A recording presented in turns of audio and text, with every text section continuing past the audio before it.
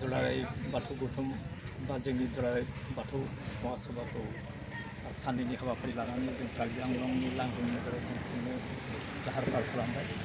आं गोजोननाय मोन्दों दुलाराय बाथौ गौथुमनि आफादगिरि जानानै, जिहेतु आंनि न'आनो कार्बि आंलंखा लांहिननिफ्राय खाथि जायो।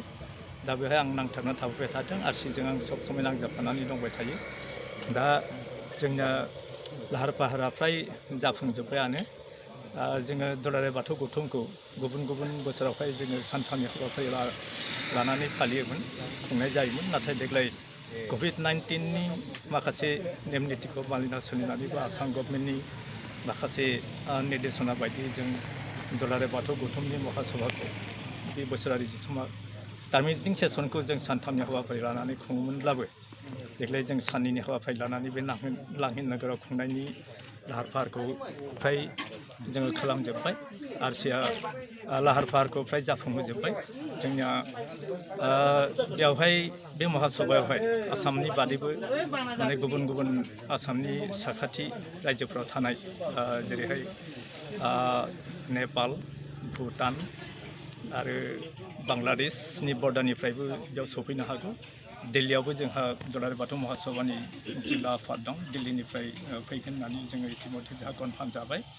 दा बिदिनो जोङो साननैनि हाबाफारि लानानै जों गाजा गोमजायै खुंनो बेवहाय नागिरबाय आरो आरसिया फ्राय गुथै लाहार फाहारखौ जाफुंहोजोब्बाय। आं बेनि थाखाय दुलाराय बाथौ महासभानि जानानै आं खोब गोजोननाय मोनदों।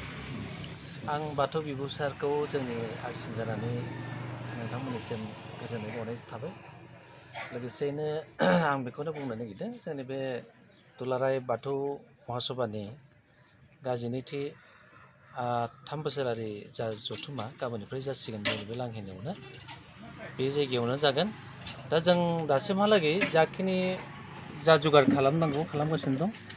गाहाय सायनासालि, जौसां बानायनाय बा ओंखाम जाग्रा बायदिसिना बेफोरखौ जों दासिमहालागै खालामजोबनो हाबाय, खालामजोब्बायानो। फ्राय 90%नि बारा खामानिफोरा जोंना जौगागासिनो दं। बेजों लोगोसेनो जोंनि माखासे डेक'रेसननि खामानि दंबावो। बे डेक'रेसननि खामानिफोरखौ जोङो मावगासिनो दं, जासिगोन। आरो जोंनिफ्राय दा गाम्बारि खामफ्लाय होननाय मोनसे सुबिनेर दिहुननो सानदों, बेबो इतिमध्य जाबाय। दा मोनायाव मोनफैसिगोन। बे जोंनि खामानिफ्रा फ्राय जाबायानो। दा बाथ्राया बेनो, जों गिबियावनो मा होनो कभिड-19खौ प्रट'कलखौ मानिनानै जोंनि बे महासभानिफ्राय खोब फिसायै खुंनो होननानै जोंखौ फोरमायनाय जादोंमोन। 500 माने थान्दैफोरनि गेजेरावनो फोजोबगोन होननानै बुंदोंमोन। नाथाय दा फैयै फैयै जाहैबाय माने फ्राय 1500 बेफोरबादि थान्दै जाफैगोन होननानै बुंदों। अब्लाबो जोङो आरसिन जानानै जेसेबां हायो नाजागोन। जों बे नोंथांमोननि बे चेनेलनि हेफाजाबै जों बेखौसो होनगोन जे जायखिजाया रायजोफोरा जेसेबां आलासिफोर फैगोन बिथांमोना जेन जों थानाय जानाय माबानायफोराव माबाफोर उसुबिदाफोर जायोब्ला जोंखौ निमाहा होथोंसै। जायखिजाया जोंनि बे मानजाय आफादनिफ्राय जा हायो जों नाजागोन।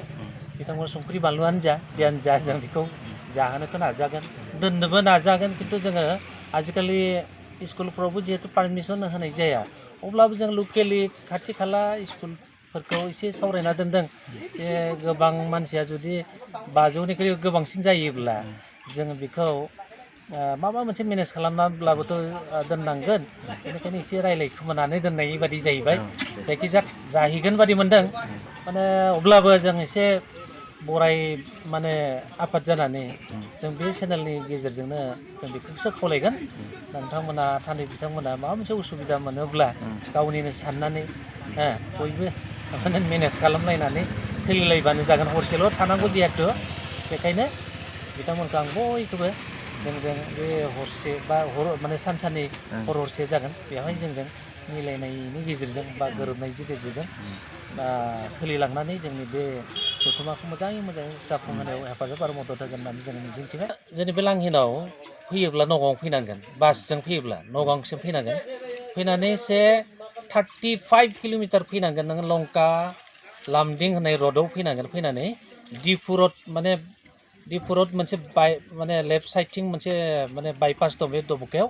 बेनिफ्राय नोंथांमोना फैनांगोन जों लांहिनसिम 32 किल'मिटारसो जागोन। बेथिं फैनांगोन माने डिमापुर रडजों फैनांगोन।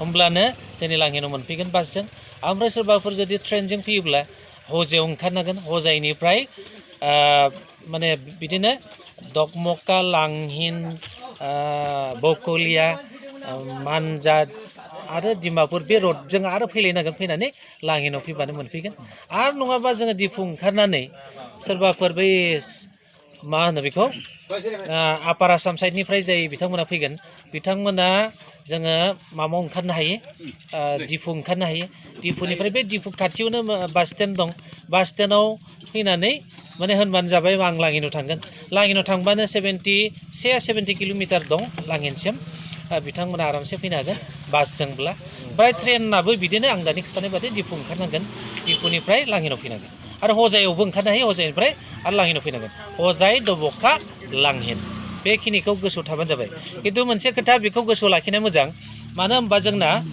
माखासे मानसिफोर माने आलासिफोरखौ जों नुबाय थायो लांहिनाव फैयोब्ला लामदिङाव मोनहैयो बेबादि जेन दाजाथों जों एसे थाल थानांगोन जे माने नगावनिफ्राय जे बाइपासनिफ्राय फैबाय फैनानै बाइपास जानानै थिग माने आरो दब'खा मोनसे मोनफैगोन दब'खायाव मोनसे बाइपास मोनगोन लेफ्ट साइडथिं जा मोनसे लामा थांनाय बे लामाखौ जों गुरुत्त' लानांगोन गोसोआव लाखिनांगोन आरो ओमफ्राय हजाइनिफ्राय फैयोबा राइट जागोन बेखौ बिथांमोना गोसोआव लाखियो जायखिजाया बेखौल' गोसोआव लाखिनांगौ